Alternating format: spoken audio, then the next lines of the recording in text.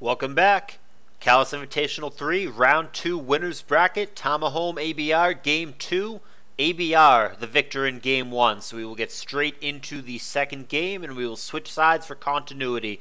That means Tama's on the bottom again with a Cheetar lead, ABR on the top with a Salamence, which becomes a Magneton. Milotic comes in, so obviously advantage Magneton in this 1v1. Here's Lax, and wow, Toxic actually connects with Lax? I thought everybody used immunity these days, but not Tama. That Lax has thick fat. ABR is also surprised that happened. I don't know if that's intentional or not. Maybe it was an import error and it just didn't have the ability that he wanted it to have. Huh. Well, thick fat Lax. And we've got ourselves a Steelix from ABR. Goes for Protect, and it's going to be a wasted Protect as the Lax goes for Rest. Very interesting. I did not expect to see that. Like I said, immunity is almost universal these days. We'll see if Tama respects the possibility of Fire Blast. It seems unlikely.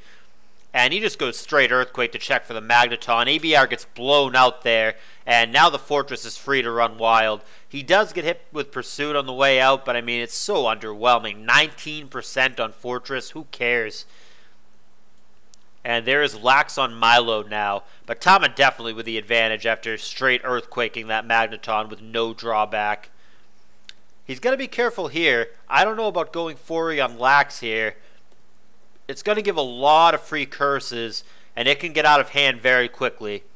There's Spikes. That's great, but you cannot let the Lax just boost up a million times. It will end badly. Here's Gengar coming in on a third curse. This is pretty damn dangerous, I would say. I don't agree with going to Fortress in the first place, but an ultra-conservative pullback for ABR, and that's what Tama was going for. He's trying to get him with Destiny Bond. Ooh. But the Destiny Bond does not take down the Cheetar with it when he gets him with Pursuit. Very interesting. Those are weird mechanics that I'm not going to try to explain in this video because it'll take too long and I'm going to fall behind. But Tama, I don't think, was expecting that. I believe he thought he was going to take the T-Tower with him, and that is not the way that it played out. And that's a huge critical hit there from ABR. There could have been a Body Slam or a Thunderbolt or all sorts of relevant things happening back. But a huge Earthquake crit with Gyra could make a pretty big difference in this game. Especially now if Milo is the best answer that he has. This could be a big problem. The Surf is ridiculously underwhelming at 12%. Granted, there is a Toxic going. But the fear here would be, yes, that would be Rest.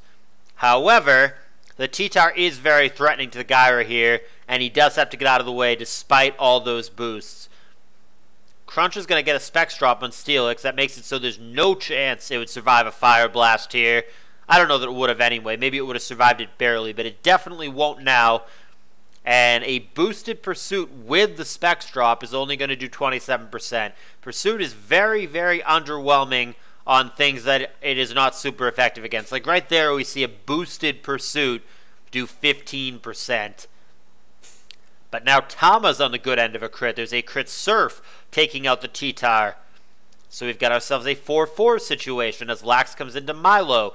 Cheetar comes in, and again it begins cursing up. We've only seen curse from it. We have not seen a single actual attack. And now we know that it has Earthquake. Roar is going to get rid of it, but that did heavy damage on the way out, 76%. And now Salamence threatening the Cheetar in a number of ways. Again, we end up with Lax on Milo, which is what ABR was fishing for. Good double switch for him, anticipating the Milo. He'll curse up. Lax has been asleep for 0 turns for Tamahome, so this is going to be a lot of opportunity for ABR to abuse that Lax.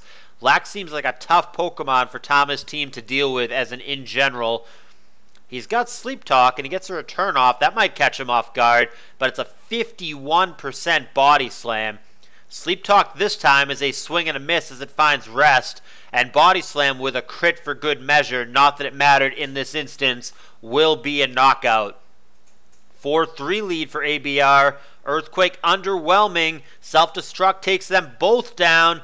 It is now a 3-2 situation. One of the two for Tama, this very weak Tyranitar. He'll be intimidated here against Gyra. Crunch and a killed Sleep Turn.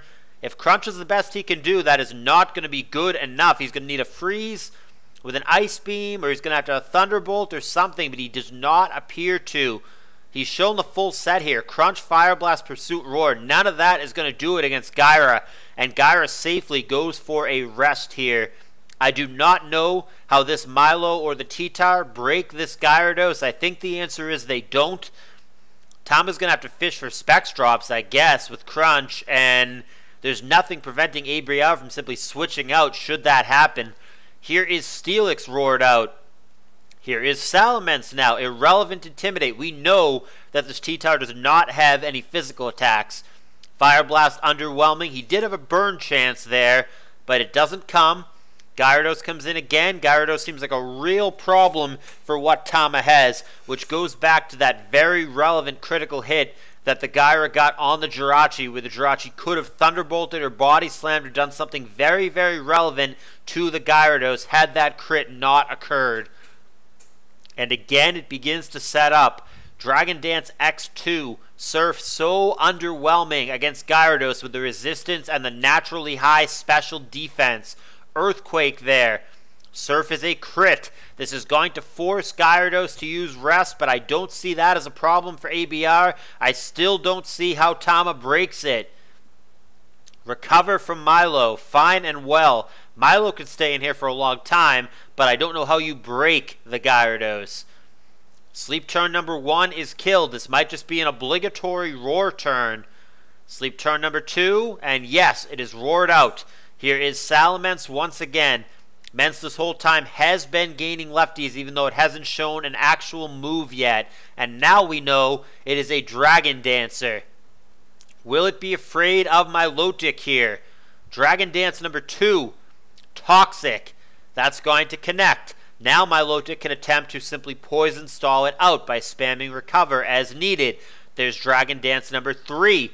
There is a Surf to help it along for 22%. He's going to have to just spam Recover, I do believe, unless he wants to go for Surf and kill it again. Hidden Power, devastating damage, 80%. And there is the Recover. Salamence will die next turn to the Poison, but does he take Milo with him? The answer is yes. Down that goes. It ends up being a 1-for-1 trade.